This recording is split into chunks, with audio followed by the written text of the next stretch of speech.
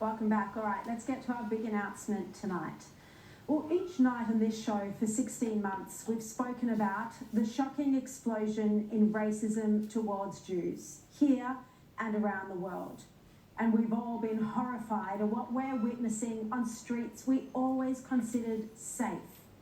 We took this safety for granted, as we should be able to in a place like Australia.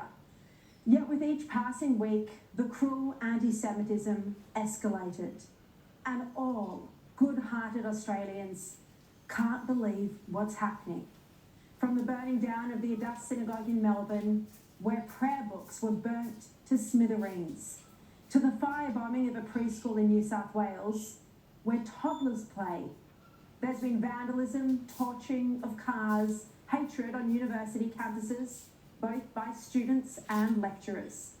The inner city in Sydney and Melbourne are basically no-go zones thanks to the aggressive and racist pro-Palestinian protests with their chants against Zionists.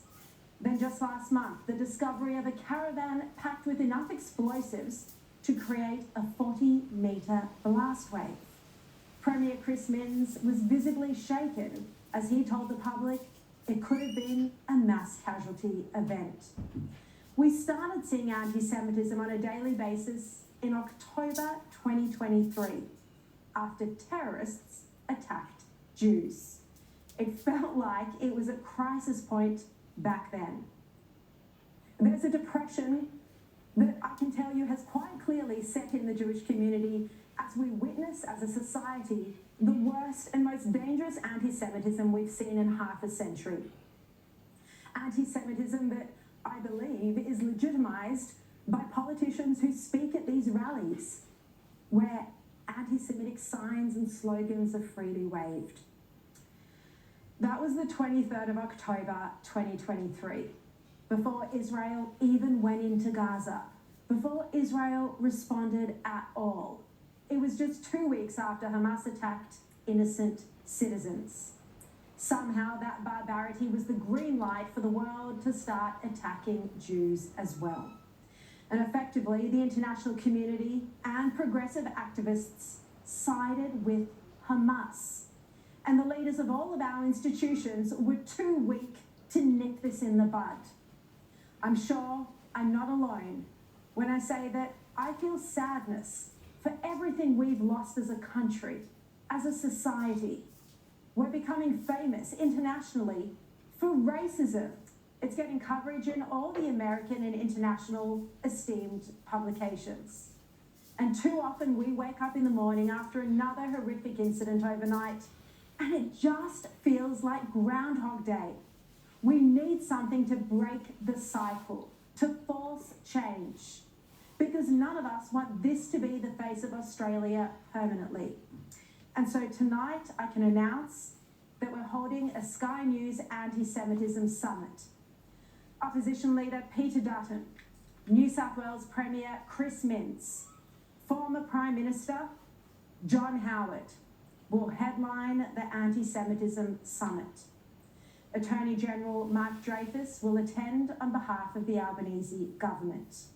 Anti-Semitism Special Envoy Gillian Siegel, Holocaust survivors, the Israeli Ambassador Amir Maimon, and a variety of other prominent figures whose names I'll tell you in the coming days from the justice system and from the police force will attend as well.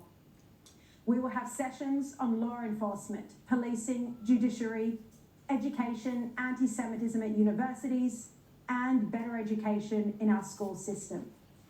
I'm organising this with the help of a hero of the Jewish community, Alex Rivchin. Alex was fighting against anti-Semitism for years before his own family became a target.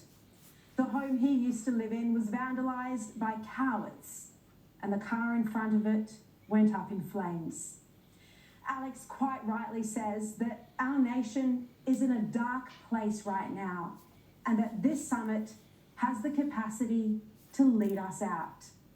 Alex says this will be a non-partisan and honest examination of where we as a society have failed and what needs to be done to restore Australia's standing as a peaceful, tolerant country. Sky News Chief Executive Paul Whitaker will open the summit.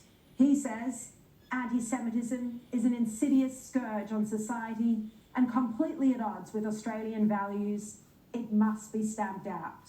He says, as history has shown, words matter, and we cannot let acts of prejudice and intolerance go unchallenged. So challenge it we will. And as Paul Whitaker says, we all have a responsibility to call out anti-Semitism and demand that our leaders do the same. The Sky News Anti-Semitism Summit will be held next Thursday on February the 20th, and it will be televised live.